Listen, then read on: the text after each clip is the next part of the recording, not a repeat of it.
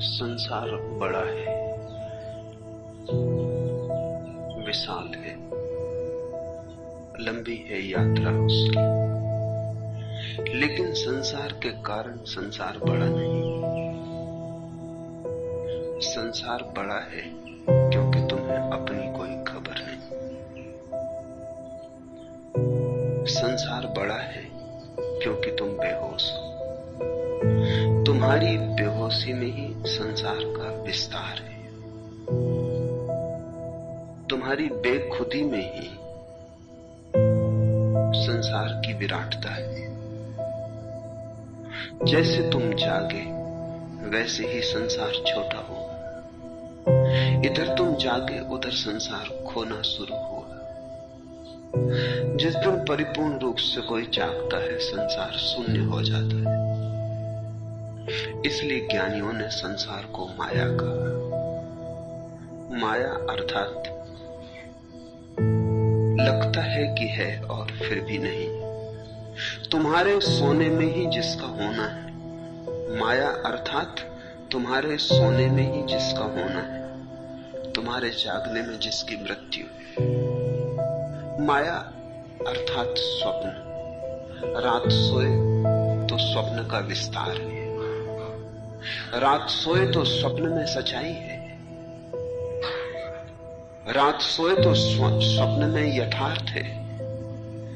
आंख खुली, सब सच्चाई गई, सब यथार्थ मिटा। स्वप्न की राख भी नहीं बचती। सुबह भोर जब आंख खुलती है तो स्वप्नों का सारा लोक शून्य हो जाता है। ऐसा ही संसार है। जब तक तुम सोए हो, अंदर की ज्योति नहीं जगी, तभी तक है। तुम्हारे न होने में है, तुम हुए कि मिटा। तो संसार को गालियां मत देना, संसार की निंदा भी मत करना। उससे कुछ भी ना होगा। संसार को छोड़ के भी मत भाग जाना, उससे भी कुछ ना होगा। कुछ करना हो तो जागना। कुछ वस्तुतः ही करना चाहते हो तो होश को लाना, बेहोशी तोड़ना। इधर होश आया, उधर संसार गया। छोड़ना भी नहीं पड़ता, छूट जाता है। छूट जाता है कहना भी शायद ठीक नहीं। पाया ही नहीं जाता। जागकर जो नहीं पाया जाता वही संसार है, और जागकर जो पाया जाता है वही सत्य है। शराब पी ली तुमने, पैर डगमगाने लगे, लेकिन लगता ऐसे है जैसे सारा संसार डगमगा रहा। शराब पी ली तुमने, जो नहीं है दिखाई पड़ने लगता है, जो है अदृश्य हो जाता है। शराब पी ली तुमने, एक पर्दा आंख पर पड़ गया, एक तंद्रा छा गई भीतर के आकाश में। बदलियां घिर गई बेहोशी की, छिप गया सूरज होश का। भीतर अंधकार हुआ, बाहर सब रूपांतरित हो जाता है। अकबर एक राह से गुजरता था। एक शराबी ने बड़ी गालियां दी मकान पर चढ़ के। नाराज हुआ अकबर, पकड़वा बुलाया शराबी को, रात भर कैद में रखा, सुबह दरबार में बुलाया। वो शराबी झुक झुक के चरण छूने लगा। उसने कहा, क्षमा करें, वो गालियां मैंने न दी थी। अकबर ने कहा, मैं खुद मौजूद था, मैं खुद राह से गुजरता था। गालियां मैंने खुद सुनी है, किसी और गवाही की जरूरत नहीं। उस शराबी ने कहा, उससे मैं इंकार नहीं करता कि आपने सुनी, आपने जरूर सुनी होगी, लेकिन मैंने नहीं दी। मैं शराब पिए था, मैं होश में ना थी। अब बेहोशी के लिए मुझे तो कसूरवार न ठहराओगे। शराब से निकली होंगी, मुझसे नहीं निकली। जब से होश आया है तब से पछता रहा हूं।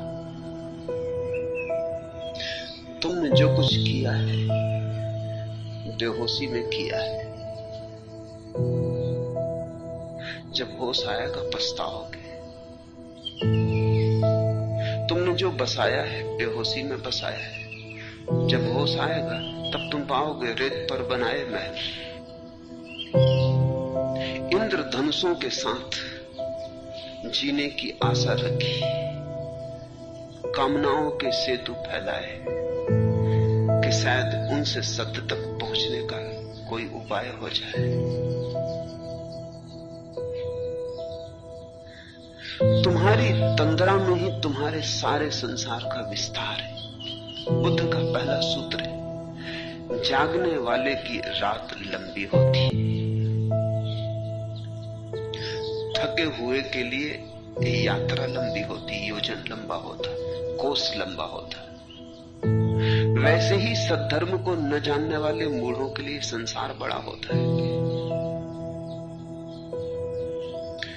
अल्बर्ट आइंस्टीन ने इस सदी में विज्ञान को एक सिद्धांत दिया, सापेक्षवाद का। बुद्ध पुरुषों ने उस सिद्धांत को अंतरात्मा के जगत में सदियों पहले दिया था। आइंस्टीन से कोई पूछता था कि तुम्हारा ये सापेक्षता का सिद्धांत आखिर है क्या, इतनी चर्चा है, नोबेल पुरस्कार मिला है, जगह जगह शब्द सुना जाता है, लेकिन इसका अर्थ क्या है? तो आइंस्टीन कहता था मुश्किल है तुम्हें समझाना। कहते हैं कि मुश्किल से 12 लोग थे जमीन पर जो उस सिद्धांत को ठीक से समझते थे। सिद्धांत थोड़ा जटिल है, और जटिल ही होता तो भी इतनी कठिनाई न थी। थोड़ा तर्कातीत है, थोड़ी बुद्धि की सीमाओं के उस पार चला जाता है, जहां पकड़ नहीं बैठती, जहां मुट्ठी नहीं बनती, जहां धागे हाथ से छूट जाते, जहां विचार छोटा पड़ जाता है। और आइंस्टीन ने धीरे धीरे एक उदाहरण खोज लिया था। साधारण आदमी को समझाने के लिए वो कहता था कि तुम्हारा दुश्मन तुम्हारे घर आके बैठ जाए, घड़ी भर बैठे तो ऐसा लगता है कि वर्षों बीत गए, और तुम्हारी प्रेसी घर आ जाए तो घंटों बीत जाएं, तो ऐसा लगता है पल भर भी नहीं बीता। तो समय का माप कहीं तुम्हारे मन में है। समय का माप सापेक्ष है, तुम्हारे मन पर निर्भर है, तुम्हारे मन पर। जब तुम खुश होते हो समय जल्दी जाता है, जब तुम दुखी होते हो समय धीरे धीरे रेंगता है, सरकता है, लंगड़ाता है। समय तो वही है, घड़ी की चाल वैसी है, तुम्हारे सुख दुख से नहीं बदलती, लेकिन तुम्हारा अंतर्भाव समय के प्रति रूपांतरित हो जाता है। जिंदगी खुशी की हो जल्दी बीत जाती, जिंदगी दुख की हो बड़ी लंबी मालूम होती, बीतती ही मालूम नहीं होती। घर में कोई परिजन मरने को पड़ा हो बिस्तर पर, रात तुम्हें जागना पड़े तो ऐसा लगेगा अंतहीन है, कयामत की रात है, समाप्ति नहीं होती मालूम होती। सुबह होगी या ना होगी संदेह हो जाता है कि कहीं ऐसा तो ना हो कि अब सूरज उगे ही ना। मृत्यु पास हो तो समय बहुत लंबा हो जाता। तुमने भी अनुभव किया होगा कि समय का बोध तुम्हारे मन पर निर्भर है। यात्रा का लंबा होना या छोटा होना, कोस की दूरी भी तुम्हारे मन पर निर्भर है। कोस तो उतना ही है, 2 पत्थर लगे हैं कोस के, उनके बीच में फासला उतना ही है, लेकिन तुम प्रेसी से मिलने जाते हो, तुम्हारे पैरों में एक गुनगुनाहट होती है, तुम्हारे भीतर घूंगर बजते, तो कोस ऐसे बीत जाता है पता ही नहीं चलता। और अगर तुम कोई दुखद समाचार सुनने जा रहे हो, कोई पीड़ाजनक घटना का साक्षात करने जा रहे हो, तो कोस बड़ा लंबा हो जाता है। एक तो कोस है बाहर और एक कोस का मापदंड है भीतर। बाहर का कोस असली बात नहीं, असली बात तो भीतर का कोस, असली बात तो भीतर का समय। इसलिए ठीक इसी दुनिया में जो आनंद से जीने का ढंग जानते, उनकी जिंदगी की यात्रा और ही होती है, और जिन्होंने दुख से जीने की आदत बना ली, उनकी जीवन यात्रा स्याह रात हो जाती, अंधेरी रात हो जाती। तुम पर निर्भर है। तुम अपने चारों तरफ जो अनुभव कर रहे हो वो तुम पर निर्भर है। वस्तुतः तुम ही उसके सृष्टा हो। तुमने जो जिंदगी पाई है वैसी जिंदगी पाने का तुमने उपाय किया है, जानकर या अनजान में। तुमने जो मांगा था वही मिला है, तुमने जो चाहा था वही हुआ है। अगर अंधेरी रात ने तुम्हें घेरा है तो तुम्हारे जीने का ढंग ऐसा है जिसमें अंधेरा बड़ा हो जाता है। अगर तुम्हें प्रकाश ने, रोशनी ने घेरा है, अगर तुम्हारी जिंदगी में नृत्य है और गीत है तो तुम्हारे जीने के ढंग पर निर्भर है। इसी जमीन पर बुद्ध पुरुष चलते, कोस मिट जाते, समय शून्य हो जाता है। इसी जमीन पर बुद्ध पुरुष चलते हैं, संसार कहीं राह में आता ही नहीं। इसी जमीन पर तुम चलते हो, तुम मंदिर में भी पहुंच जाओ तो दुकान में ही पहुंचते हो। मंदिरों का सवाल नहीं, तुम्हारा सवाल है। अंततः तुम ही निर्णायक हो। तुम्हारी जिंदगी तुमसे निकलती, जैसे वृक्ष से पत्ते निकलते, ऐसी तुम्हारी जिंदगी तुमसे निकलती। ये सूत्र बहुमूल्य है। दीघा जागरतो रत्ती, वो जो जागता है उसकी रात लंबी हो जाती है। दीघम संतस्य योजना, और लंबे हो जाते हैं कोस थके मांदे व्यक्ति के, थके हारे व्यक्ति के। मैंने सुना है अमेरिका का एक बहुत बड़ा विचारक अपनी वृद्धावस्था में दोबारा पेरिस देखने आया अपनी पत्नी के साथ। 30 साल पहले भी वे आए थे अपनी सुहागरात मनाने। फिर 30 साल बाद जब अवकाश प्राप्त हो गया, नौकरी से छुटकारा हुआ, तो फिर मन में लगी रह गई थी। फिर पेरिस देखने आया।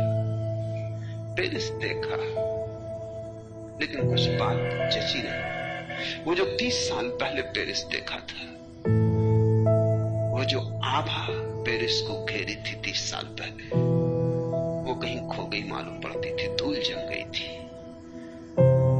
वो स्वच्छता न थी, वो सौंदर्य न था, वो पुलक न थी। पेरिस बड़ा उदास लगा, पेरिस थोड़ा रोता हुआ लगा, आंखें आंसुओं से भरी थी पेरिस की। वो थोड़ा हैरान हुआ, उसने अपनी पत्नी से कहा, क्या हुआ पेरिस को? ये वो बात न रही जो हमने 30 साल पहले देखी थी। वो रंगीनियां कहां, वो सौंदर्य कहां, वो चहल पहल नहीं। लोग थके हारे दिखाई पड़ते हैं। सब कुछ एक अर्थ में वैसा ही है, लेकिन धूल जम गई मालूम पड़ती। पत्नी ने कहा, क्षमा करें, हम बूढ़े हो गए हैं, पेरिस तो वही। तब हम जवान थे, हम में पुलक थी, हम नाचते हुए आए थे, सुहागरात मनाने आए थे, तो सारे पेरिस में हमारी सुहागरात फैल गई थी। अब हम थके मांदे, जिंदगी से उबे हुए, मरने के लिए तैयार, तो हमारी मौत पेरिस पे फैल गई। पेरिस तो वही है। उन जोड़ों को देखें जो सुहागरात मनाने आए, उनके पैरों में अपनी स्मृतियों की पगध्वनियां सुनाई पड़ सकेंगी। उनकी आंखों से झांकें जो सुहागरात मनाने आए, उन्हें पेरिस अभी रंगारंग है। अभी पेरिस किसी अनूठी रोशनी और आभा से भरा है। अपनी आंखों से मत देखे, 30 साल पहले लौटे, 30 साल पहले की स्मृति को फिर से जगाएं। ठीक कहा उस पत्नी ने, पेरिस तो सदा वही है, आदमी बदल जाते, संसार तो वही है, तुम्हारी बदलाहट और संसार बदल जाता है। संसार तुम पर निर्भर है, संसार तुम्हारा दृष्टिकोण है। बुद्ध ये सूत्र क्यों कहते हैं? क्या प्रयोजन? प्रयोजन है ये बताने का कि तुम ये मत सोचना कि संसार ने तुम्हें बांधा, तुम ये मत सोचना कि संसार ने तुम्हें दुखी किया, तुम ये मत सोचना कि संसार बहुत बड़ा है, कैसे पार पा सकूंगा। लोग कहते हैं भव सागर है, कैसे पार पाएंगे। बुद्ध कहते हैं ये मत सोचना, संसार अगर बड़ा है तो तुम्हारे ही कारण, संसार छोटा हो जाता तुम्हारे ही कारण, भाव सागर बन जाता है अगर तुम सोए हो। सुकुड़ के दिनहीन जल की ग्रीष्म ऋतु की रेखा रह जाती है अगर तुम जागे हो। सोए हो तो भाव सागर है, पार करना मुश्किल। तुम्हारी तृष्णाएं ही डुबाती हैं, संसार नहीं। तुम्हारे तृष्णाओं के तूफान ही डुबाते हैं, संसार नहीं। तृष्णाएं गई, होश आया, संसार सिकुड़ा। ऐसी जलधार हो जाती है जैसे गर्मी के दिनों में सूख गई नदी की रेखा। ऐसे ही उतर जाओ, नाव की भी जरूरत नहीं पड़ती, ऐसे ही पैदल पार कर जाओ। पंजा ही मुश्किल से डूबता है, और अगर जरा ठीक से खोजो और भी अगर होश से भर जाओ तो जलधार बिल्कुल ही सूख जाती, नदी की रेती रह जाती। संसार का संसार होना तुम्हारी कामना में छिपा है, संसार तुम्हारा प्रक्षेपण है। इसलिए संसार के दोष मत देना, न संसार के ऊपर उत्तरदायित्व थोपना। स्मरण करना इस बात का, जागने वाले को रात लंबी होती, रात वही है, लेकिन तुम जब सोए थे तो रात छोटी थी, तुम्हें पता ही न था रात कब गुजर गई। तो तुम्हारे मनोभावों पर निर्भर है रात का लंबा या छोटा होना। थके हुए के लिए योजन लंबा होता है। तुम्हारी थकान से कोस बड़े हो जाते, निराशा से कोस बड़े हो जाते, फिर आशा जग जाए, फिर कोस छोटे हो जाते, फिर आशा का एक नया पल्लव फूट पड़े, फिर यात्रा छोटी हो जाती। वैसे ही सद्धर्म को न जानने वाले मूढ़ों के लिए संसार बड़ा होता है। सद्धर्म क्या है, उसे जानना क्या है। बुद्ध की धर्म की परिभाषा समझ लेनी चाहिए। हिंदू धर्म को बुद्ध धर्म नहीं कहते, न यहूदी धर्म को बुद्ध धर्म कहते, धर्मों को बुद्ध धर्म कहते ही नहीं। मजहब से बुद्ध के धर्म का कोई लेना देना नहीं। धर्म से बुद्ध का अर्थ है जीवन का शाश्वत नियम, जीवन का सनातन नियम। इससे हिंदू मुसलमान ईसाई का कुछ लेना देना नहीं, इससे मजहबों के झगड़े का कोई संबंध नहीं। तो जीवन की बुनियाद में जो नियम काम कर रहा है, एस धम्मो सनातन, वो जो शाश्वत नियम है, बुद्ध उसकी ही बात करते हैं। और जब बुद्ध कहते हैं धर्म की शरण जाओ, तो ये नहीं कहते कि किसी धर्म की शरण जाओ। बुद्ध कहते हैं धर्म को खोजो कि जीवन का शाश्वत नियम क्या है, उस नियम की शरण जाओ। उस नियम से विपरीत मत चलो, अन्यथा तुम दुख पाओगे। ऐसा नहीं है कि कोई परमात्मा कहीं बैठा है और तुम जब जब भूल करते हो तब तब तुम्हें दुख देता है, और जब जब तुम पाप करते हो तब तब तुम्हें दंड देता है। कहीं कोई परमात्मा नहीं। बुद्ध के लिए संसार एक नियम है, अस्तित्व एक नियम। तुम जब उससे विपरीत जाते हो, विपरीत जाने के कारण कष्ट पाते हो। गुरुत्वाकर्षण है जमीन में। तुम शराब पी के उल्टे सीधे डमाडोल चलो, गिर पड़ो, घुटना फूट जाए, हड्डी टूट जाए, तो कुछ ऐसा नहीं कि परमात्मा ने शराब पीने का दंड दिया। बुद्ध के लिए ये बातें बचकानी। बुद्ध कहते हैं परमात्मा कहां बैठा किसी को शराब पीने के लिए दंड देने को। शराबी खुद ही डगमगाया, शराब ने ही दंड दिया, शराब ही दंड बन गई। गुरुत्वाकर्षण का नियम कि तुम अगर डमाडोल हुए, उल्टे सीधे गिरे, हड्डी पसली टूट जाएगी, संभल के चलो। गुरुत्वाकर्षण का नियम काम कर रहा है, उससे विपरीत मत चलो, उसके साथ हो लो, उसके हाथ में हाथ डाल लो, फिर तुम्हारी हड्डियां ना टूटेंगी, फिर तुम गिरोगे ना। गुरुत्वाकर्षण का नियम ही तुम्हें संभाल लेगा। ऐसा समझो कि जो नियम के साथ चलते हैं उनको नियम संभाल लेता है, और जो नियम के विपरीत जाते हैं वो अपने ही हाथ से गिर पड़ते हैं।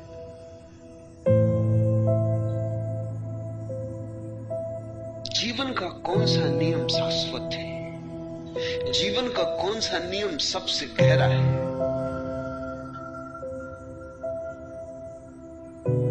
तुम्हारे भीतर जो चैतन्य है, सभी कुछ उस चैतन्य के प्रति सापेक्ष है, सभी कुछ उसी चैतन्य से निर्भर होता है, सभी कुछ तुम्हारी दृष्टि का खेल है। ये नियम सबसे ज्यादा गहरा है।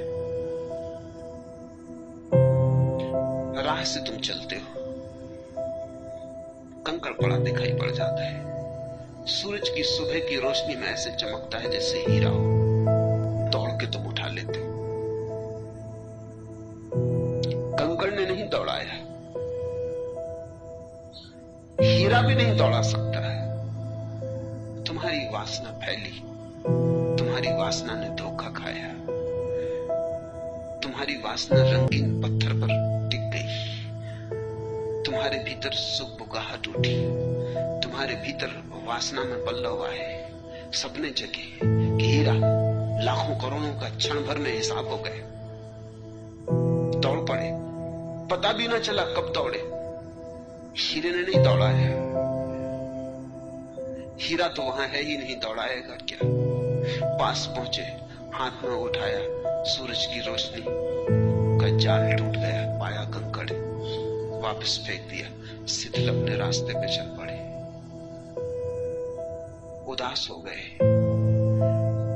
विषाद हुआ, हार हुई, अपेक्षा टूटी। कंकड़ ने दुख दिया, कंकड़ बेचारा क्या दुख देगा। कंकड़ को तो पता ही न चला कि तुम क्यों दौड़े, तुम क्यों पास आए, तुम क्यों प्रफुल्लित दिखाई पड़े, तुम क्यों अचानक उदास हुए। कंकड़ को कुछ पता ही न चला, सब खेल तुम्हारा था।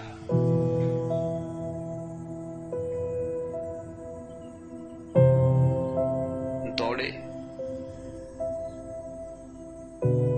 वासना से भरे, ठिठके, झुके, उदास हुए,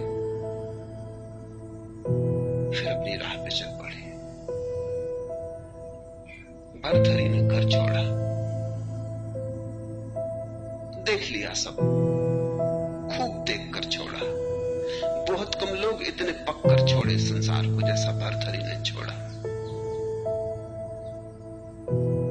अनूठा आदमी रहा होगा भरथरी, खूब भोगा, ठीक उपनिषद के सूत्र को पूरा किया, दिन तक दिन बुझी था, खूब भोगा, एक एक बूंद निचोड़ ली संसार की। लेकिन तब पाया कि कुछ भी नहीं है, अपने ही सपने हैं, शून्य में भटकना है।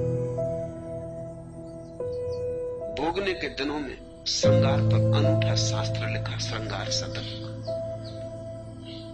कोई मुकाबला नहीं। बहुत लोगों ने श्रृंगार की बातें लिखी, पर भरथरी जैसा स्वाद किसी ने श्रृंगार का कभी लिया ही नहीं।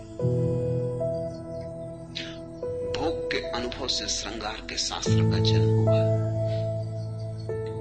ये कोई कोरे विचारक की बकवास न थी, एक अनुभोक्ता की अनुभव सिद्ध वाणी थी। श्रृंगार शतक बहुमूल्य है, संसार का सब सार उसमें, लेकिन फिर आखिर में पाया वो भी व्यर्थ हुआ, छोड़कर जंगल चले गए।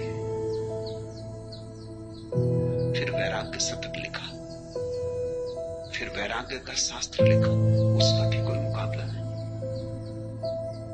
भोग को जाना तो भोग की पूरी बात की, फिर वैराग्य को जाना तो वैराग्य की पूरी बात की। जंगल में एक दिन बैठे,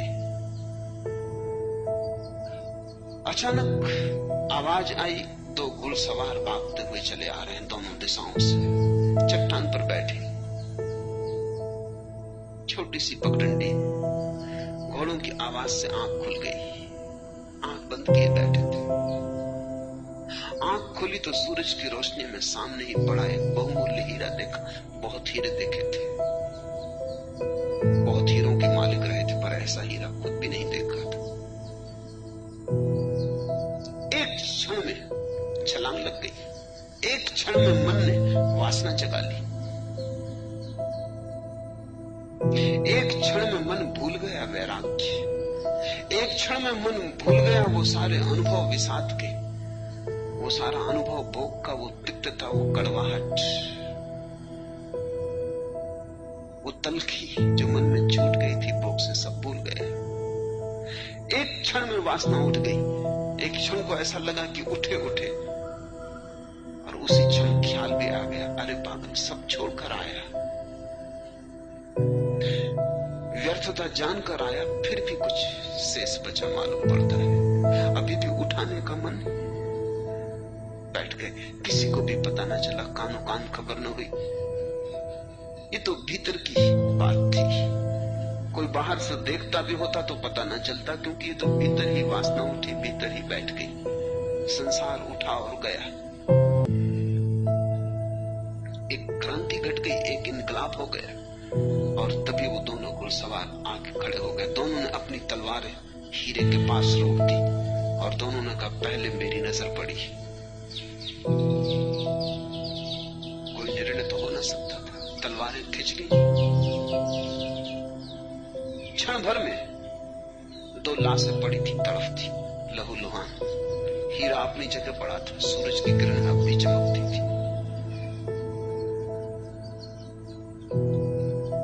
हीरे को तो पता भी न चला होगा कि क्या क्या हो गया, सब कुछ हो गया वहां। एक आदमी का संसार उठा और वैराग्य हो गया, एक आदमी का संसार उठा, मौत हो गई। दो आदमी अभी अभी जीवित थे, अभी अभी श्वास चलती थी, खो गई, प्राण गंवा दिए पत्थर पर। और एक आदमी वही बैठा, जीवन के सारे अनुभवों से गुजर गया, भोग के और वैराग्य के, और सबके पार हो गया। साक्षी भाव जग गया। भर्तरी ने आंख बंद कर ली, वो फिर ध्यान में डूब गए।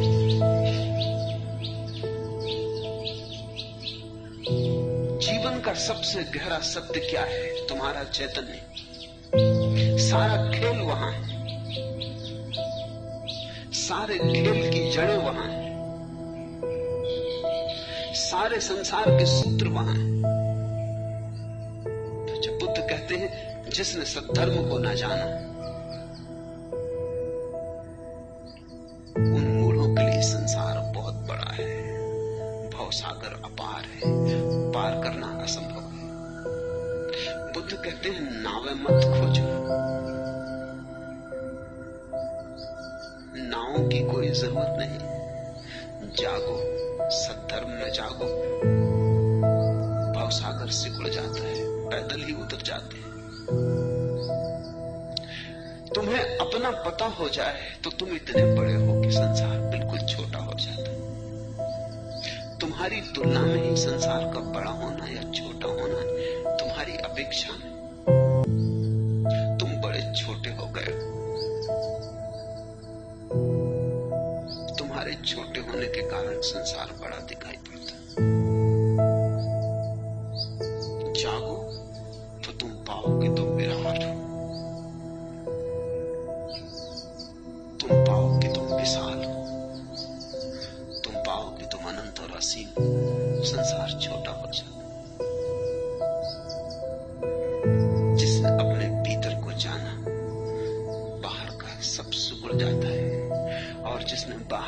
भी भटका भीतर सिकुड़ता जाता है।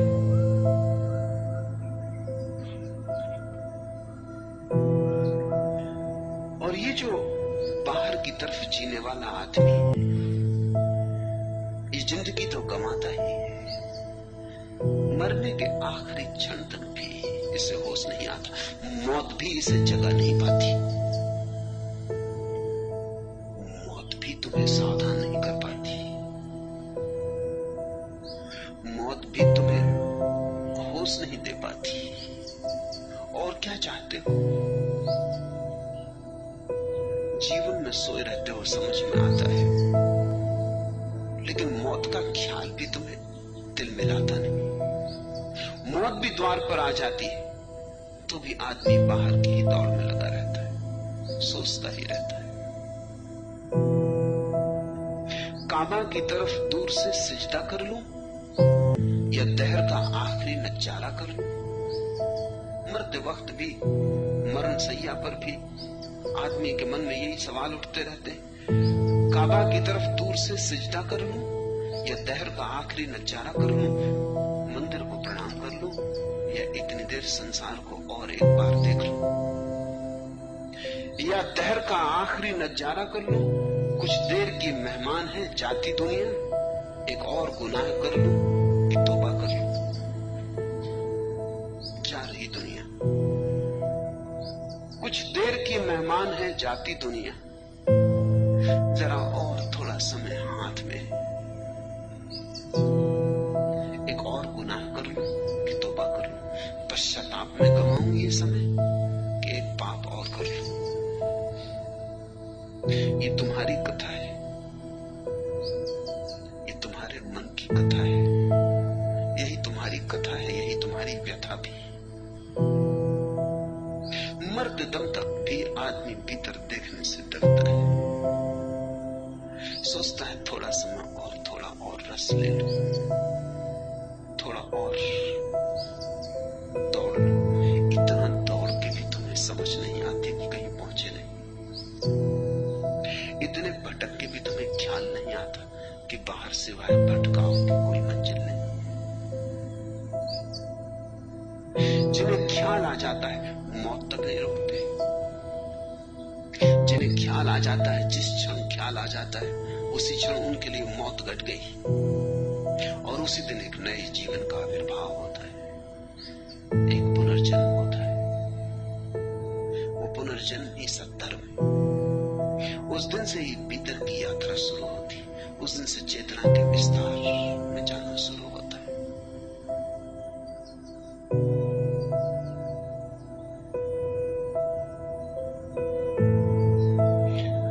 विचरण करते हुए अपने से श्रेष्ठ या अपने समान कोई साथी न मिले तो दृढ़ता के साथ अकेला ही विचरण करे, मूल का साथ अच्छा नहीं।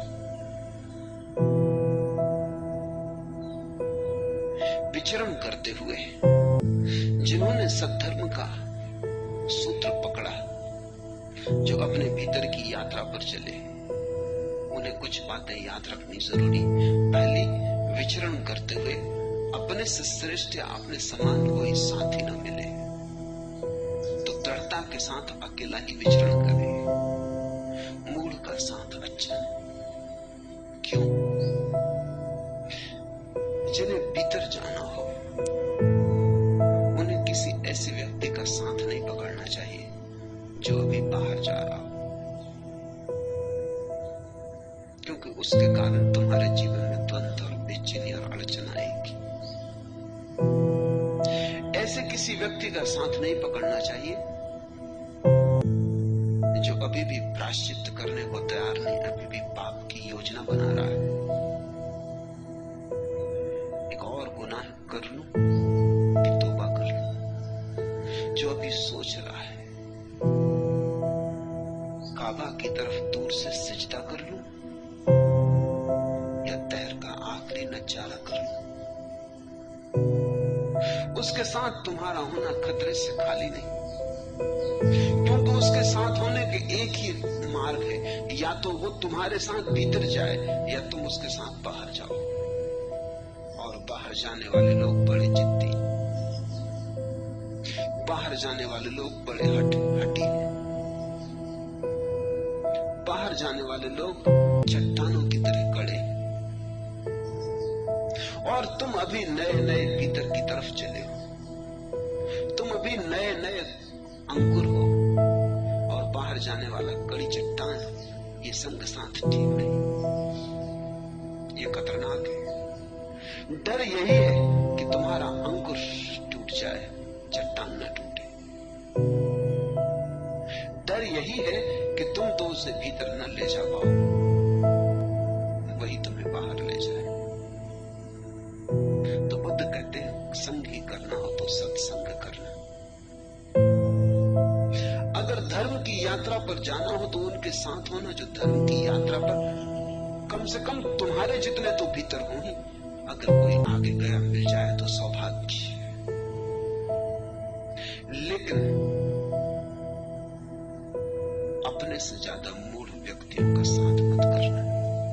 मूढ़ता बड़ी बजनी तुम्हें डुबा लेगी। तुम उसे उबारने के ख्याल में मत पड़ना।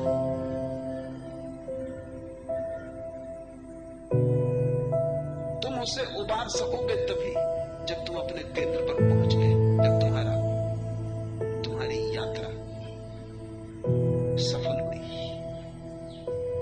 जब तुम्हारे भीतर कोई संदेह न रहा। शुरू में तो बड़े संदेह होते हैं जो स्वाभाविक है। जो आदमी भी भीतर की तरफ जाना शुरू करता है, हजार संदेह पकड़ते हैं क्योंकि सारा संसार बाहर जा रहा है। तुम अकेले निकलते हो एक पगडंडी पर, राजपथ से उतरते हो, हजार डर घेर लेते, अंधेरा मार्ग, मील के कोई निशान नहीं, नक्शा कोई साथ नहीं। पहुंचोगे या भटकोगे, राजपथ पर पहुंचो या न पहुंचो, नक्शा साफ है। मील के किनारे पत्थर के निशान लगे, हर मील पर हिसाब है। कहीं पहुंचता नहीं ये रास्ता, लेकिन बिल्कुल साफ सुथरा है, कंटकाकीर्ण नहीं। और फिर हजारों करोड़ों की भीड़, उस भीड़ में भरोसा रहता है। इतने लोग जाते हैं तो ठीक ही जाते होंगे, इतने लोग भूल तो ना करेंगे। यही तो तर्क है तुम्हारे, भीड़ का तर्क है। वो तर्क यह है कि इतने लोग भूल तो ना करेंगे, इतने लोग नासमझ तो ना होंगे। एक तुम ही समझदार हो, करोड़ों करोड़ों जन जो राजपथ पर चल रहे हैं और सदा से चल रहे हैं, जिनकी भीड़ कभी चुकती नहीं। एक गिरता है तो दूसरा आ जाता है और सम्मिलित हो जाता है। भीड़ बढ़ती ही चली जाती है। जरूर कहीं जाते होंगे, अन्यथा इतने लोगों को कौन धोखे में रखेगा। अकेला आदमी जब चलना शुरू करता है तो पैर डगमगाते, संदेह शंकाओं का तूफान उठाता, आंधियां घेर लेती हैं अकेले आदमी को। वो जो भीड़ का संग साथ था, वो जो भीड़ का आसरा था, सुरक्षा थी, सांत्वना थी, राहत थी, साया था, सब छूट जाता है। अकेले अकेले तुम्हारे भीतर जो जो दबा रखा था तुम्हें सब प्रकट होने लगता है। पत्ते हिलते हैं तो भय लगता है, हवा चलती तो भय लगता है। भीड़ में भरोसा था, इतने लोग साथ थे, भय कैसा। तुमने देखा रास्ता निर्जन हो तो डर लगता है, भीड़ भाड़ हो तो डर नहीं लगता। हालांकि लुटेरे सब भीड़ भाड़ में, निर्जन में लुटेरा भी नहीं। रोशनी हो तो डर नहीं लगता, अंधेरे में डर लगता है। क्यों अंधेरे में तुम एकदम अकेले हो जाते, कोई दूसरा हो भी तो दिखाई नहीं पड़ता, तुम बिल्कुल अकेले हो जाते। मैं एक घर में मेहमान था, उस घर में एक छोटा बच्चा था।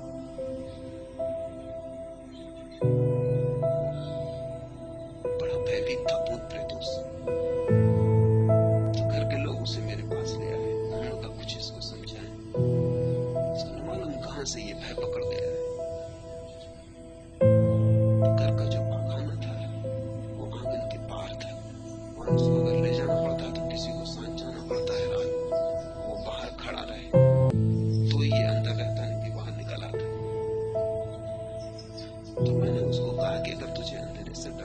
दिन में तो डर नहीं लगता, उसका दिन में बिल्कुल नहीं लगता। तो मैंने कहा तू लालटेन लेके चला जाएगा? उसने कहा क्षमा करिए, अंधेरे में तो किसी तरह मौन भूत प्रेतों से बच के निकल भी आता, लालटेन में तो वो मुझे देख ही ले।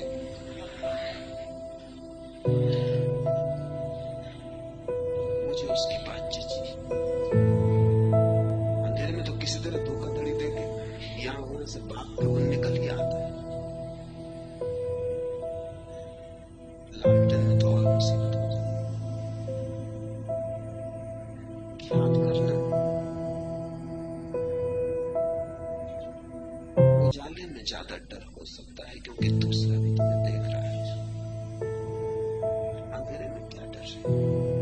न तुम दूसरे को देखते हो, न दूसरा तुम्हें देखता है। उस भयभीत बच्चे का तर्क महत्वपूर्ण है, लेकिन अंधेरे में डर लगता है। डर का कारण ये नहीं है कि कोई तुम्हें नुकसान पहुंचा देगा, डर का कारण बुनियादी यही है कि तुम अकेले हो गए। जहां भी तुम अकेले हो जाते हो वहां घबराहट पकड़ने लगती है, तुम्हारे सब सोए भय उठने लगते जो दूसरों की मौजूदगी में दबे रहते। दूसरों की मौजूदगी में आदमी अपनी दृढ़ता बनाए रखता, एकांत में सब भय उभरने लगते। तो भीड़ से हट के चलना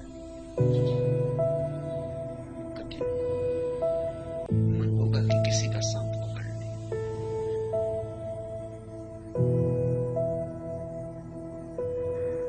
बुद्ध कहते हैं साथ पकड़ना ही हो तो या तो अपने से श्रेष्ठ का पकड़ना जो तुमसे आगे गया हो, जो तुमसे ज्यादा भीतर गया हो, कि उसके साथ उसकी लहर पर सवार होकर तुम भी भीतर की यात्रा पर पहुंचने में सुगमता पाओ।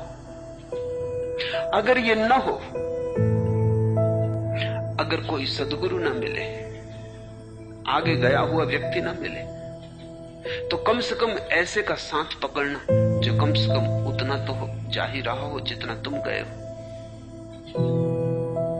अगर आगे ले जाने में साथी न बने तो कम से कम पीछे ले जाने का कारण न बने।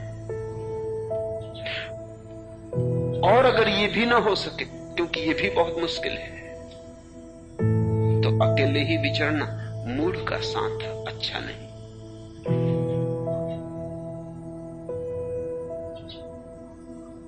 और एक बात स्मरण रखना, अकेले ही तुम आए हो, अकेले ही तुम जाओगे।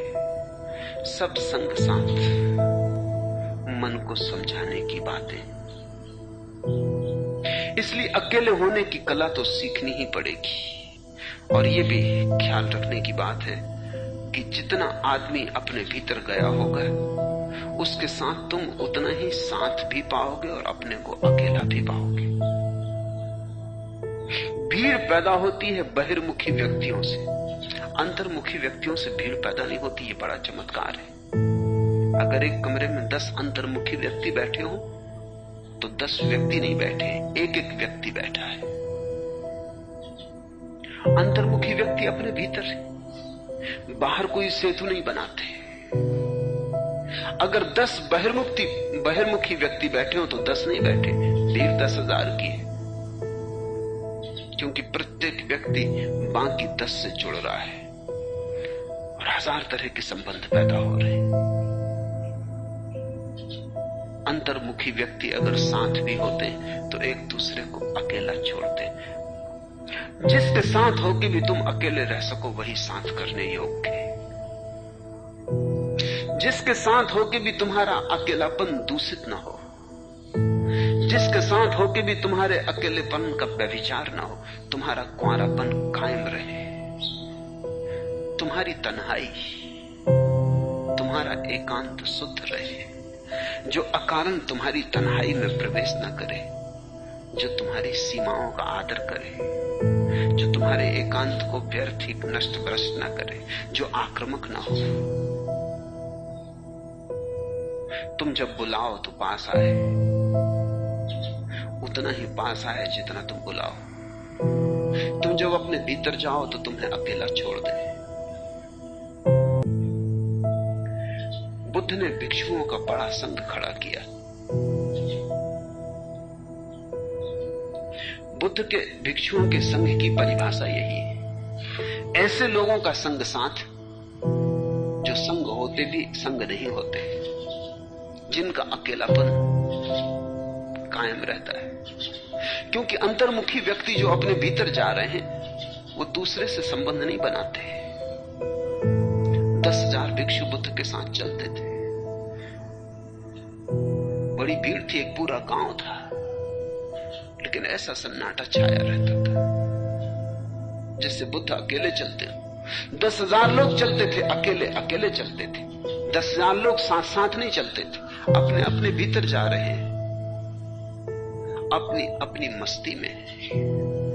दूसरे से सेतु नहीं बनाते, दूसरे से संबंध नाम मात्र का है। इतना ही संबंध है कि दोनों ही एक ही अंतर यात्रा पर जा रहे हैं, लेकिन अंतर यात्रा का मार्ग राजपथ जैसा नहीं, पगडंडियों जैसा है। और हर व्यक्ति को अपनी भीतर की पगडंडी अपनी ही खोजनी पड़ती। यह हुजूम गम है, महदूदे हुदूदे जिंदगी, आदमी आया है तन्हा और तन्हा जाएगा। जिंदगी तो दुखों की एक भीड़ है, दुखों का एक समूह है, और जितने तुम समूह में बंधते हो उतने तुम इस दुखों के समूह में ही बंधते हो। और एक बात भूलती चली जाती है कि तुम अकेले आए हो और अकेले जाओगे। काश तुम अकेलेपन को यहां भी पवित्र रख सको तो तुम संन्यास्त हो। सन्यासी वो नहीं है जो जंगल के एकांत में चला गया, सन्यासी वो है जिसने भीड़ में अपने एकांत को पा लिया, जो साथ होके भी साथ नहीं, जो साथ होके भी दूर दूर है, जो पास होके भी दूर दूर है। वो अपने में है, तुम अपने में हो। तो ऐसे मित्र खोजना जो तुम्हें बाहर न खींचे। इसलिए बुद्ध कहते हैं मूढ़ का साथ अच्छा नहीं। मूढ़ का मतलब ही है बाहर जाता हुआ आदमी, अमूढ़ का अर्थ है भीतर जाता हुआ आदमी। मूढ़ का अर्थ है वस्तुओं के प्रति जाता हुआ आदमी, अमूढ़ का अर्थ है चैतन्य के प्रति जाता हुआ आदमी। मूढ़ता का अर्थ है मूर्छा, अमूढ़ता का अर्थ है अमूर्छा, जागरण, अवेयरनेस।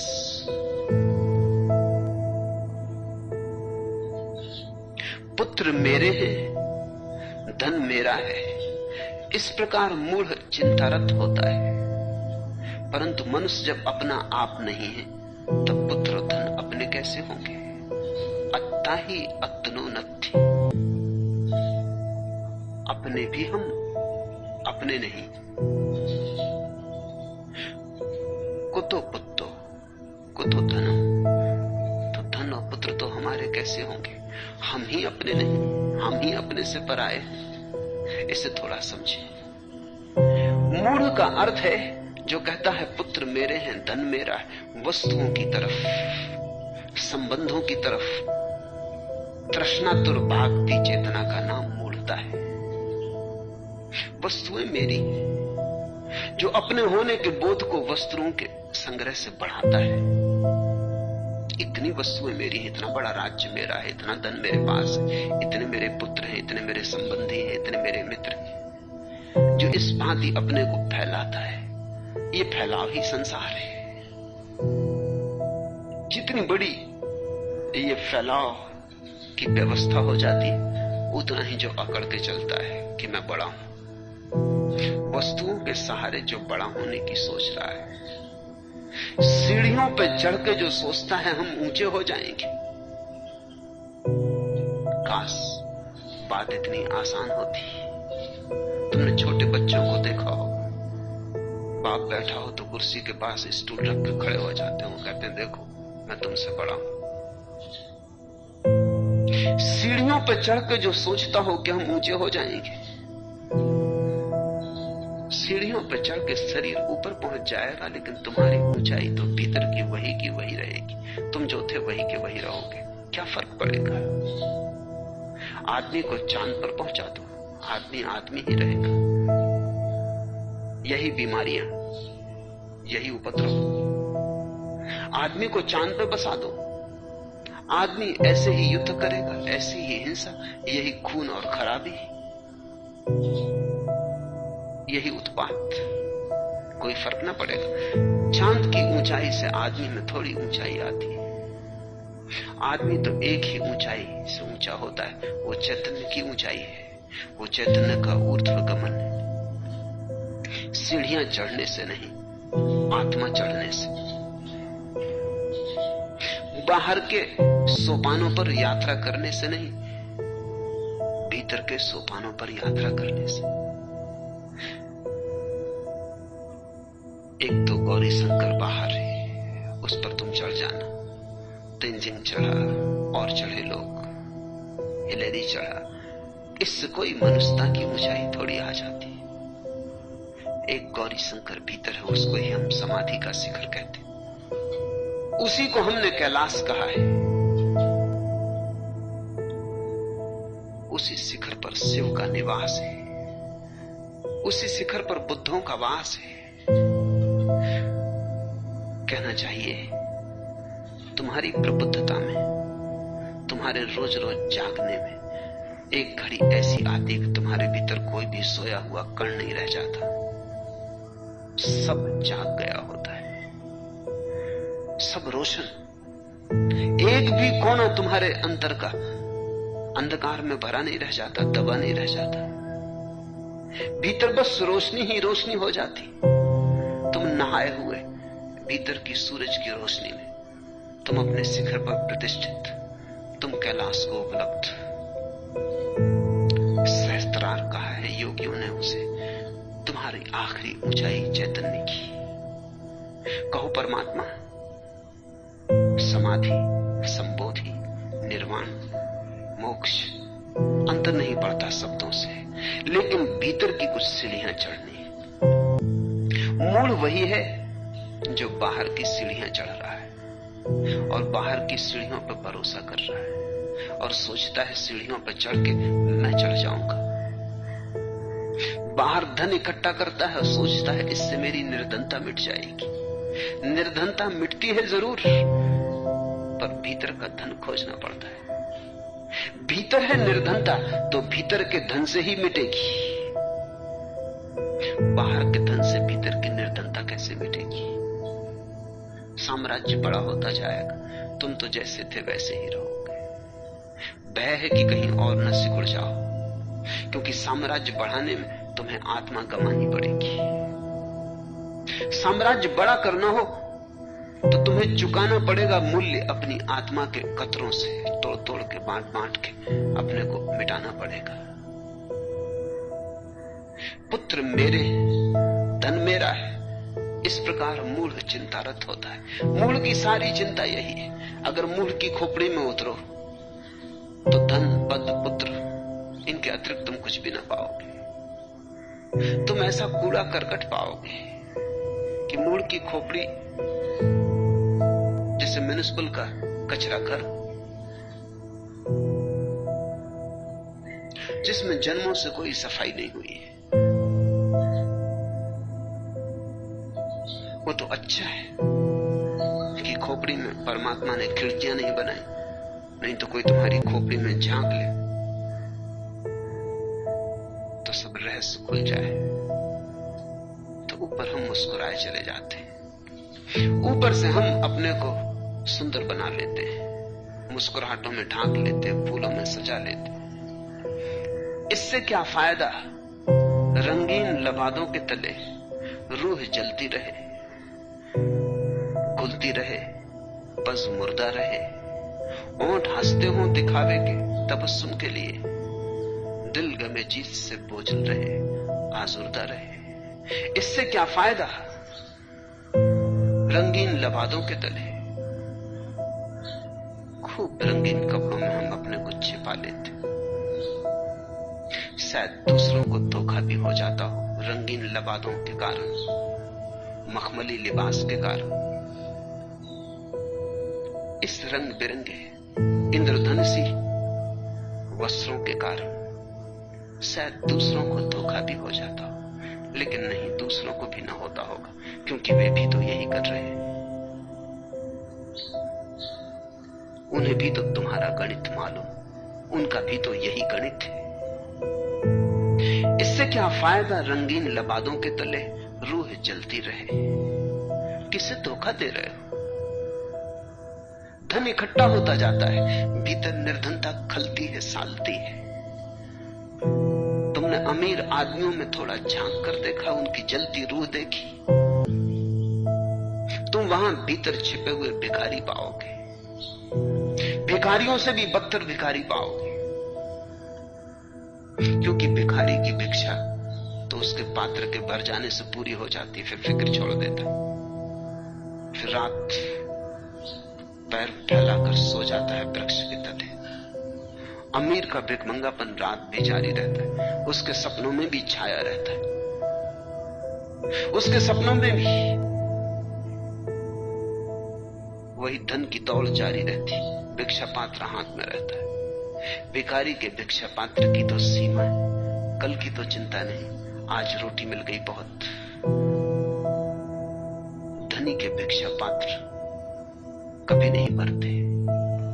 इससे क्या फायदा रंगीन लबादों के तले रूह जलती रहे, घुलती रहे, पजमुर्दा रहे, मुरझाई आत्मा को लेकर।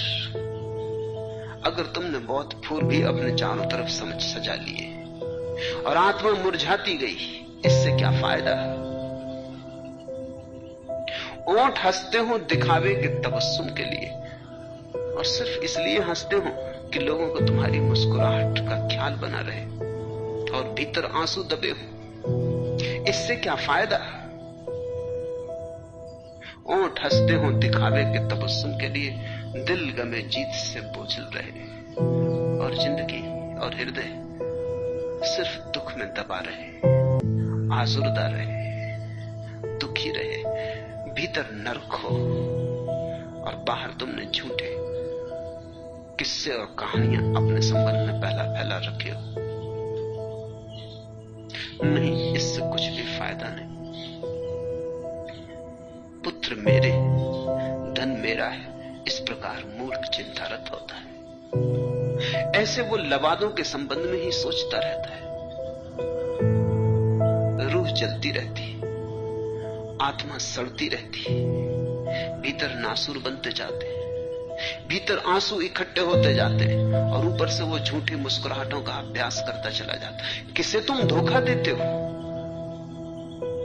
तुम अपनी ही जिंदगी के साथ बड़ा खेल करते हो, किसी और को ये धोखा नहीं, ये आत्मघात है, ये आत्महत्या है। परंतु मनुष्य जब अपना आप नहीं, तब पुत्र और धन अपने कैसे होंगे? अपने आप भी तुम थोड़ा सोचो, अपने नहीं हो। मौत आ जाएगी, क्या करोगे? मौत ले जाएगी, क्या करोगे? अपने आप भी तो हम अपने मालिक नहीं। लाई हयात आए, ले चली गजा चले, जन्म हो गया ठीक, मौत आ गई ठीक। अपने भी तो हम मालिक नहीं। इस स्थिति में तुम और किसके मालिक होने के पागलपन में पड़े हो? पति सोचता है पत्नी का मालिक, पति शब्द का मतलब ही मालिक होता है। अपने तुम मालिक नहीं, किसके पति होने के पागलपन में पड़े हो?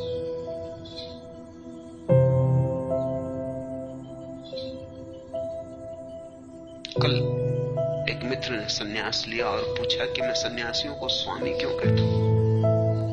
याद दिलाने को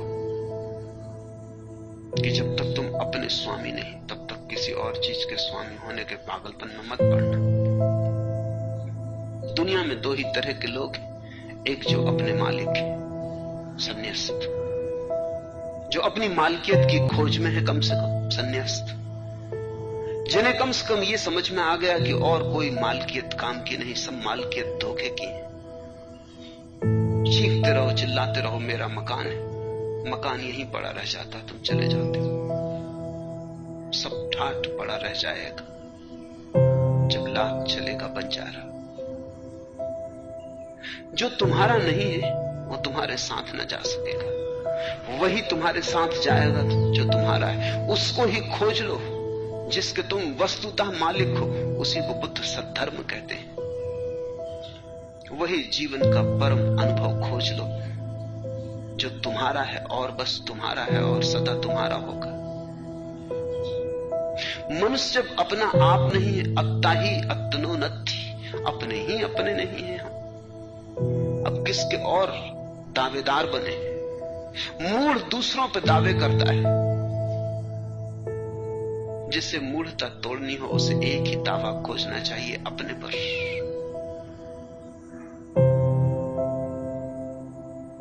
हर नफस है निसात से लबरेज, तर्क जिस दिन से इख्तिहार में है।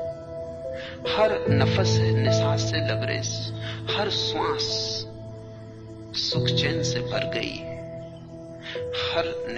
हर नफस है निसात से लबरेज, तर्क जिस दिन से इख्तियार में, जिस दिन से भोग की व्यर्थता देखी, त्याग की सार्थकता समझ में आई, जिस दिन से त्याग की सार्थकता समझ में आई, उसी दिन से श्वास एक सुख चैन से भर गई है। मुझे तो याद नहीं है कोई खुशी ऐसी शरीक जिसमें किसी तरह का मलाल न था। जिंदगी तुम्हें जो खुशियां देती है, अगर गौर से देखोगे तुम ऐसी कोई खुशी ना पाओगे जिसमें किसी तरह का दुख सम्मिलित न हो। मुझे तो याद नहीं है कोई खुशी ऐसी शरीक जिसमें किसी तरह का मलाल न था, और ऐसी खुशी भी क्या खुशी जिसमें दुख सम्मिलित हो।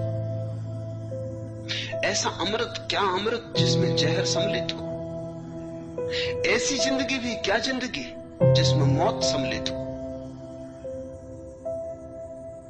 पर एक ऐसी खुशी है जो बुद्ध पुरुषों ने जानी,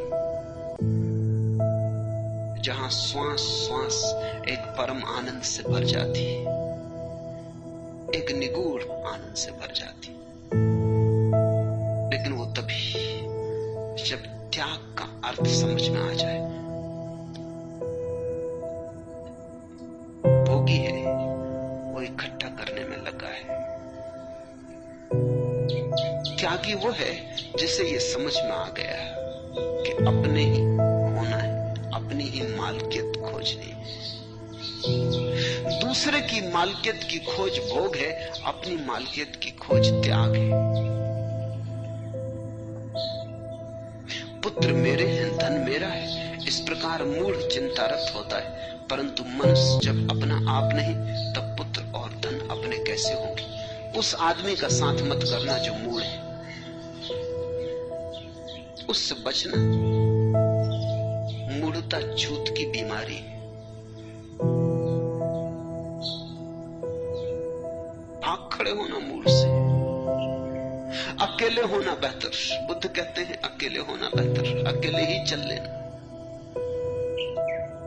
मूढ़ का संग साथ मत खोजना, अन्यथा गर्दन में चट्टान की तरह पड़ जाती है मूढ़ता। अपनी ही मूढ़ता डुबाने को काफी है, और दूसरे की मूढ़ता का संग साथ मत कर लेना।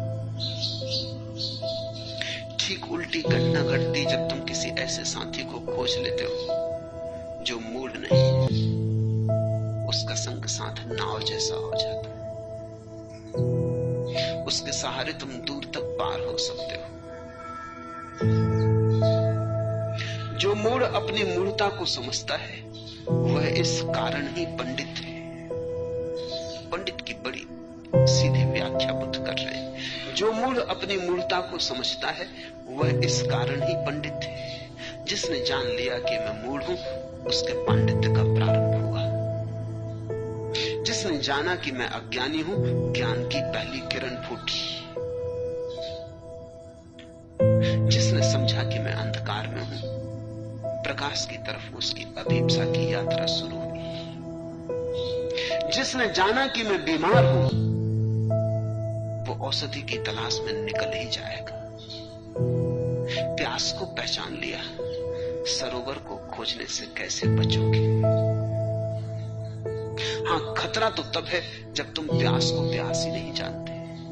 फिर तो सरोवर का कोई सवाल ही नहीं। सरोवर शायद आंख के सामने भी हो तो भी चूक जाओगे। मूढ़ों की खूबी है कि वो अपने को पंडित समझते हैं।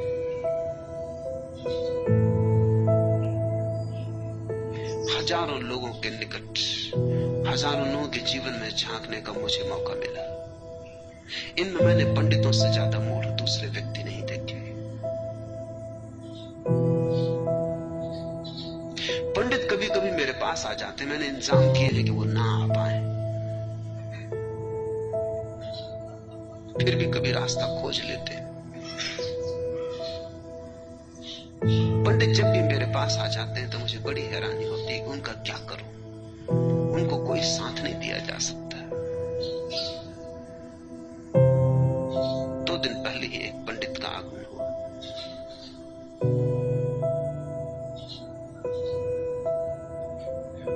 उन्होंने कहा, मैं आपके पास इसलिए आया हूं कि आपका कहने का ढंग मुझे बहुत पसंद है। मैंने उनसे कहा, मैं जो कहता हूं उसकी बात करो, कहने के ढंग का क्या प्रयोजन। असत्य को भी ढंग से कहा जा सकता है। असत्य को कहना हो तो ढंग से ही कहना पड़ता है।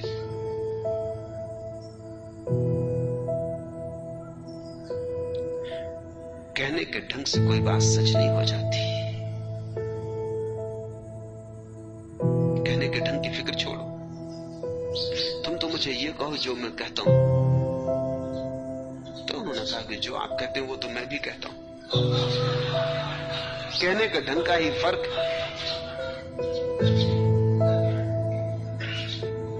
अब इस आदमी की कोई सहायता नहीं की जा सकती।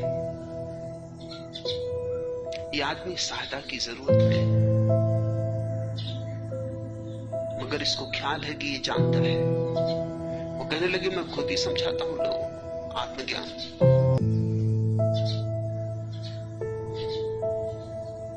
मैं खुद ही व्याख्यान देता हूं, और भारत में ही नहीं, भारत के बाहर भी हो आया हूं।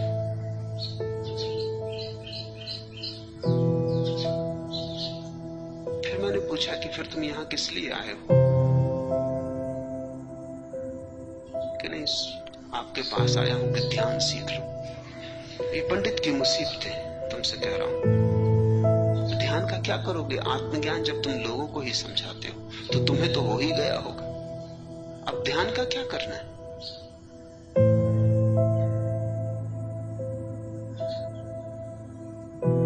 तब उन्हें थोड़ी बेचैनी हुई। ध्यान का क्या करना है जब आत्मज्ञान तुम्हें हो गया? तो बात ही खत्म हो गई। अब औषधि की तलाश किस लिए कर रहे हो? बीमारी से तो छुटकारा हो चुका। तुम तो दूसरों को भी बीमारी से छुटकारे की राह बता रहे हो।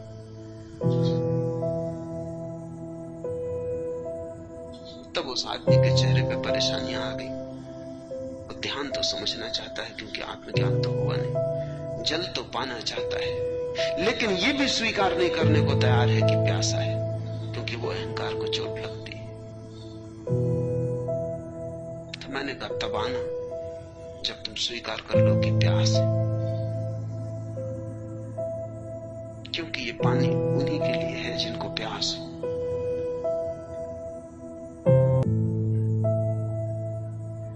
तभी आना जब समझ में आ जाए कि तुम्हें अभी समझ में नहीं आया, अन्यथा मेरे पास आने का प्रयोजन क्या है?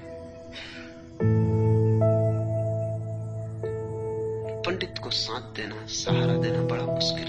वो अपनी सुरक्षा किए बैठा है। जो मूढ़ अपनी मूढ़ता को समझता है वह इस कारण ही पंडित है, और जो मूढ़ अपने को पंडित समझता है वही यथार्थ में मूढ़ है। जानने वालों ने अपने को जानने वाला नहीं समझा। जितना जाना उतना ही पाया कि कितना कम जानते। जितनी आंख खुली उतना ही पाया कि सत्य इतना विराट है कि हम जान जान के भी उसे चुका कहां पाएंगे। अपनी प्यास बुझा ली एक बार, इससे कोई पूरा सागर थोड़ी पी गए। अपनी प्यास तो एक चुल्लू भर पानी में बुझ जाती। वो चुल्लू भर पानी सरोवर थोड़ी है। सत्य सरोवर जैसा है, अनंत सरोवर जैसा है। हमारी प्यास तो थोड़ी में बुझ जाती, हमारी प्यास ही कितनी बड़ी। हमारी प्यास हमसे बड़ी तो नहीं। प्यास बुझ जाने का अर्थ ये नहीं है कि हमने सत्य को जान लिया। सत्य की झलक ही प्यास को बुझा देती है। सत्य का पास आना ही प्यास को बुझा देता है। लेकिन इससे हमने सत्य को जान लिया, ऐसा थोड़ी। सुकरात ने कहा है, जब मैंने जाना तो पाया कि मैं कुछ भी नहीं जानता हूं। जब तक मैं सोचता था मैं कुछ जानता हूं, तब तक मैंने कुछ भी न जाना था। यूनान में डेल्फी का मंदिर है, और डेल्फी के मंदिर की देवी घोषणाएं करती थी। कोई वर्ष में कुछ विशेष दिनों पर लोग पूछते थे, देवी से उत्तर आते थे। किसी ने यह भी पूछ लिया भीड़ में कि इस समय यूनान में सबसे ज्यादा ज्ञानी पुरुष कौन है? तो देवी ने कहा कि सुकरात। लोग गए और उन्होंने सुकरात से कहा। सुकरात ने कहा, कहीं कुछ भूल हो गई। अगर तुम कुछ वर्षों पहले ऐसा खबर लेके आए होते तो मैंने भी स्वीकृति दी होती, लेकिन अब नहीं दे सकता। अब मैं थोड़ा थोड़ा जानने लगा हूं। मैं तुमसे कहता हूं कि मुझसे बड़ा अज्ञानी कोई भी नहीं। तुम जाओ, देवी को कहो कि सुधार कर ले। घोषणा में कहीं कुछ भूल हो गई। वे गए वापस। उन्होंने देवी को कहा कि कुछ भूल हो गई, क्योंकि सुकरात खुद इंकार करता है। तो हम किसकी माने, तुम्हारी माने या उसकी माने? वो खुद ही कहता है, मैं कोई ज्ञानी नहीं, मैं अज्ञानी हूं, मुझसे बड़ा अज्ञानी कोई भी नहीं। देवी ने कहा, इसलिए तो उसे ज्ञानी कहा। मेरे वक्तव्य में और सुकरात के वक्तव्य में कोई विरोध नहीं। इसीलिए तो उसे ज्ञानी कहा कि उससे बड़ा ज्ञानी अब कोई भी नहीं, क्योंकि उसे अपने अज्ञान का पता हो गया। अज्ञान का पता अहंकार का अंत है। अहंकार के लिए सहारा चाहिए, धन का, पद का, त्याग का, ज्ञान का। ज्ञान आखिरी सहारा है। जब सब सहारे छूट जाते तब भी ज्ञान का टेका लगा रहता है। आखिरी सहारा जब गिरता है ज्ञान का भी, तो अहंकार विसर्जित हो जाता है। उसी क्षण तुम नहीं रहते, बूंद सागर हो जाती। बुद्ध ठीक कहते हैं, जो मूढ़ अपनी मूढ़ता को समझता वह इस कारण ही पंडित है, और जो मूढ़ अपने को पंडित समझता वही यथार्थ में मूढ़ है। जैसे जैसे तुम जागोगे वैसे वैसे तुम पाओगे कुछ भी तो पता नहीं। तुम एक छोटे बालक की भांति हो जाओगे। जीसस ने कहा है, जो छोटे बच्चों की भांति होंगे वे ही परमात्मा के राज्य में प्रवेश पा सकेंगे। छोटे बच्चों की भांति। छोटे बच्चों की भांति का अर्थ है जिनको ज्ञान की कोई भी अकड़ न होगी, जिनको जानने का कोई भी ख्याल न होगा, जो अपनी नासमझी में निर्दोष होंगे। मैं बेकरार, मंजिले मकसूद बेनिशान, रास्ते की इंतहा न ठिकाना मुकाम का। जब तुम जागोगे तो पाओगे मैं बेकरार, बड़ी अभिप्सा है किसी को पाने की। किसको पाने की उसका भी कुछ पता नहीं। मंजिले मकसूद बेनिशान, लक्ष्य का कोई पता नहीं। रास्ते पर कोई निशान नहीं, कहां जा रहा हूं। रास्ते की इंतहा, रास्ता कहां अंत होगा इसका भी कोई पता नहीं। न ठिकाना मुकाम का, रास्ते में कभी ऐसी भी कोई जगह आएगी जहां मुकाम होगा, जहां मंजिल होगी, इसका भी कोई पता नहीं। मैं बेकरार, मंजिले मकसूद बेनिशान, रास्ते की इंतहा न ठिकाना मुकाम का। ऐसी घड़ी में तुम ठिठक के खड़े हो जाओ। ऐसी घड़ी में तुम शुद्ध अभीप्सा हो जाओगे। ऐसी घड़ी में बस प्यास जलती होगी एक दिए की तरह, न कहीं जाना, क्योंकि जाओगा कुछ जानना, क्योंकि जानो क्या, ऐसी जगह जाके चैतन्य ठिठक जाता है। इस ठिठकी अवस्था में, इस अवाक हो जाने में ही ज्ञान की पहली किरण उतरती है। जल्दी करो, अज्ञान को स्वीकार कर लेने की, जल्दी करो ज्ञान से छुटकारा पाने की। और जब मैं ये कह रहा हूं तो मैं ये नहीं कह रहा हूं कि तुम ऊपर से थोप लेना अपने को, कि कहने लगना कि मैं अज्ञानी हूं, और भीतर भीतर सोचना कि यही तो ज्ञानी का लक्षण।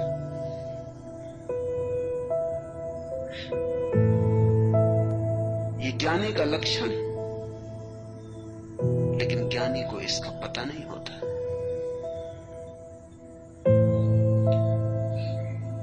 तुम तो समग्र भाव से बाहर भीतर पोर पोर तुम्हारी निर्दोष स्वीकार कर ले कि मुझे कुछ भी पता नहीं, कहां से आता, कहां जाता, कौन क्या हूं, कुछ भी पता नहीं।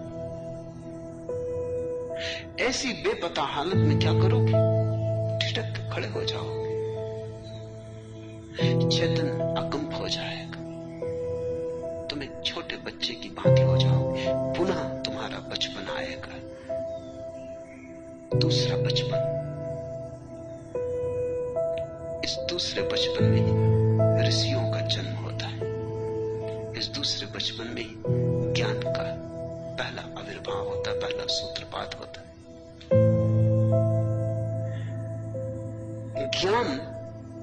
ज्ञान के संग्रह का नाम नहीं। ज्ञान अज्ञान में उतरी किरण है, अज्ञान के स्वीकार भाव में उतरी किरण है, अज्ञान की शून्यता में भर गया पूर्ण है। तुम अपने घड़े को खाली करो। तुम बहुत भरे हो, तुम जरूरत से ज्यादा भरे हो, व्यर्थ की चीजों से भरे हो, लेकिन जरूरत से ज्यादा भरे हो। तुम्हारे चैतन्य के घड़े में जरा भी जगह नहीं। उल्टा दो इसे, खाली हो जाओ। इस सूत्र को ध्यान से जोड़ने की कोशिश करो। ध्यान का अर्थ है उलझना, खाली होना।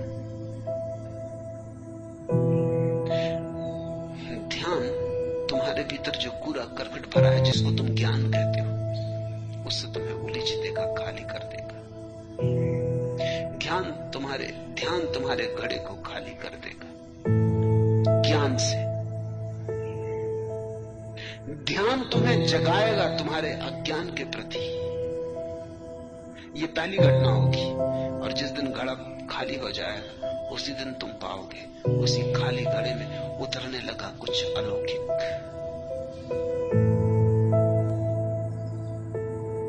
उतरने लगा कोई पार से, आने लगी दूर की आवाज, बरसने लगे मेघ।